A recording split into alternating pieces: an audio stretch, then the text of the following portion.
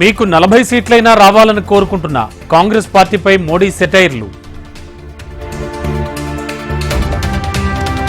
Delhi CM Kejriwal కు Rouse revenue court సమన్లు. వ్యక్తిగతంగా హాజరు కావాలని న్యాయమూర్తి ఆదేశం.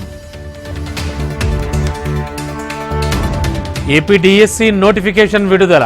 6100 పోస్టులు భర్తీ చేస్తామన్న మంత్రి బొత్స. మంత్రి కోమటిరెడ్డితో ఇస్రో చైర్మన్ సోమనాథ్ భేటీ. డ్రోన్ టెక్నాలజీ అంశంపై చర్చ.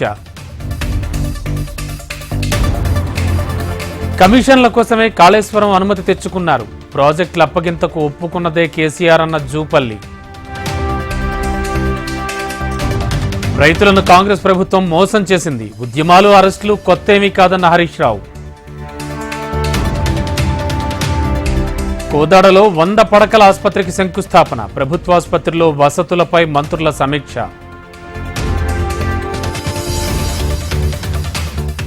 సచివాలయంలో హరిత నిధిపై కొండా సురేఖ సమీక్ష. ఎలా ఖర్చు చేస్తున్నారన్న అంశంపై చర్చ. జీహెచ్ఎంసీ కార్యాలయంలో హైదరాబాద్ అభివృద్ధిపై సమీక్ష. హాజరైన మంత్రి పొన్నం, మేయర్ విజయలక్ష్మి, అధికారులు.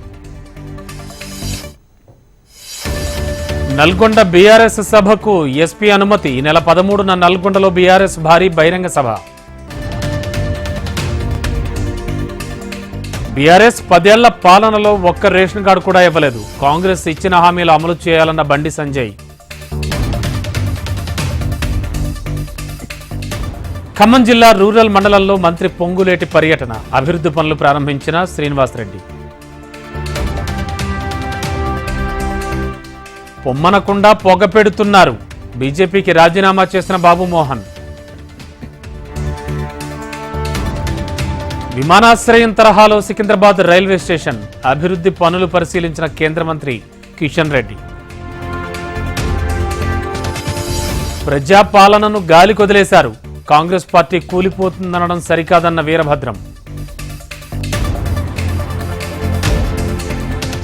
టీఎస్పీఎస్సీకి 40 కోట్ల నిధులు విడుదల చేస్తూ ఆర్థిక శాఖ ఉత్తర్వులు. ఏపీ అసెంబ్లీలో ఓటాన్ అకౌంట్ బడ్జెట్. 2024-25 వార్షిక బడ్జెట్ ప్రవేశపెట్టిన మంత్రి బుగ్గన.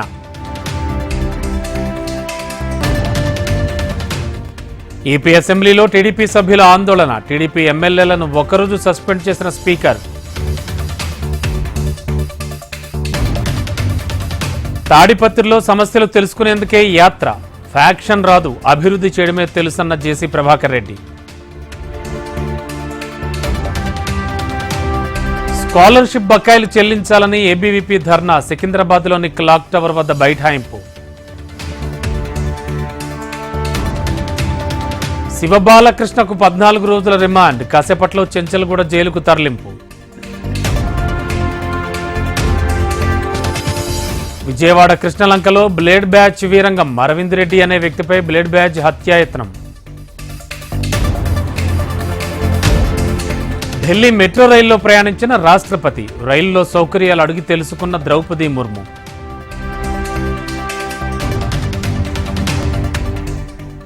పాకిస్తాన్లో ఎన్నికల ముందు వరుస పేలుళ్లు. 25 మంది మృతి, 40 మందికి గాయాలు.